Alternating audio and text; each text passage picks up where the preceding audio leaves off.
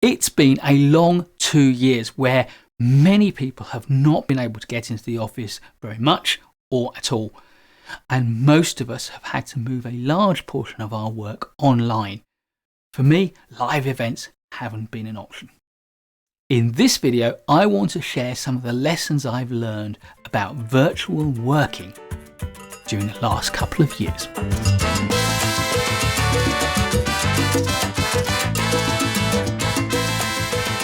I have had a very particular experience of virtual working, as have you.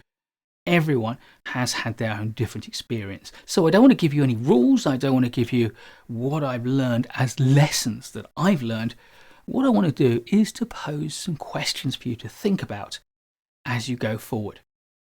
My first questions are about connection. First one is this: are you connecting with your team regularly and often? And are you connecting with your team members individually, regularly and often? And remember, if you can't be there in person, video is always better than audio, and audio is always better than text. Secondly, does your communication allow for all of the important things that it needs to cover? Things like progress and update and status and background and context, but also recognition and reward and thanks.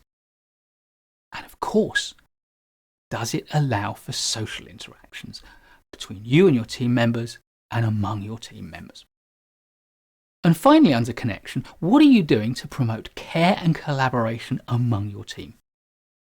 Are you setting aside for one-to-one meetings between yourself and team members and between colleagues? The more you can encourage people to pair up and help one another, the better their mental health will be if they're not able to be in touch with people as much as they would want. Trust is important in a virtual environment, and it is harder to achieve than in the real world. So what are you doing to build and maintain trust between yourself and your colleagues, and again, among your team? And related to that, what are you doing to make your team feel like a proper team? Have you developed new habits, new rituals, new traditions among your team to replace the ones that you would have had you been co-located? And importantly, how much autonomy are you granting to your team members? Are you giving them as much opportunity as possible to make their own choices and their own decisions in the way they do their work? Ideas and decisions that go unchallenged can lead to disasters. But once again, challenge is more difficult when we are remote. The discomfort we feel in calling people out and checking on ideas and evaluating those ideas is all the more heightened when we feel we can't be in the same place and our words may be misconstrued as being an attack on the person rather than as an attack on the ideas and the thinking and the evidence base and the reasoning. So, have you created a safe environment where people feel safe in challenging one another, where they know how to do it in a respectful way, and they receive challenge without taking it as a personal attack? And have you found ways to make challenge a part of your regular team process by using things like red teams or devil's advocate roles, or something like the 6 thinking hats approach to evaluating ideas and solving problems? One of the things we need people to do is to take responsibility for their work, and as leaders we sometimes feel if we can't be there to check up on them, we can't be sure they're doing that. So have you been super clear in setting expectations for each member of your team? Have you reviewed role allocations, and are you doing that on a regular cycle to make sure that role allocations are consistently right for the team and giving people opportunities to grow and develop?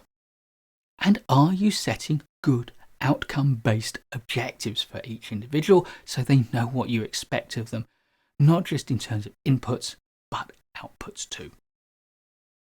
And of course, when people do take responsibility and they get stuff done, how effective is your feedback? Are you making time for it? Are they making time for it? Are you preparing well and giving the good quality feedback that people need to understand their performance and their progress. And of course, ultimately, whether your team is remote and virtual on the one hand, or co-located, the purpose of having a team is to get things done.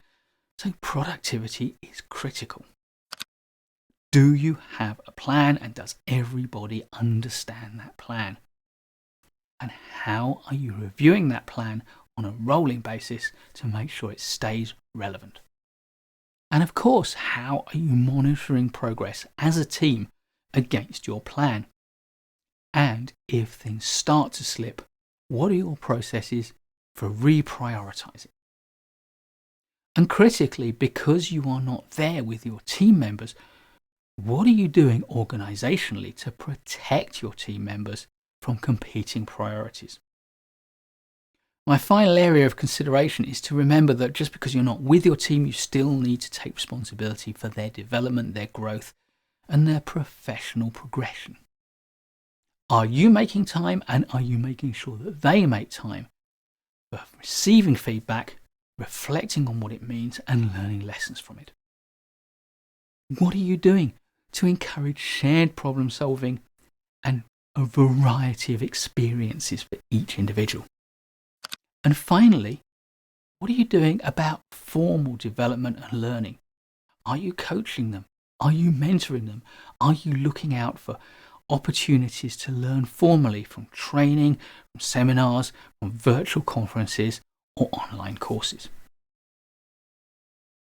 Just because we've moved into the virtual world with much of our team activities, it doesn't mean that your responsibilities as a leader and as a manager have changed. And many of the things you need to be doing are exactly the same as they are in the real world. The difference is that being physically remote heightens the challenge in delivering each of these support mechanisms effectively. I've learned over the last years that there is a lot to do, and there are a lot of questions we need to be asking ourselves. But why have I posed this as questions rather than as answers? Because it's the questions that we ask that give us the right answers. Please do give a thumbs up if you've enjoyed this video. I'll be making loads more great project management content for you. So please subscribe to the channel, hit the notification bell so you don't miss any of that content. And I'll look forward to seeing you next time.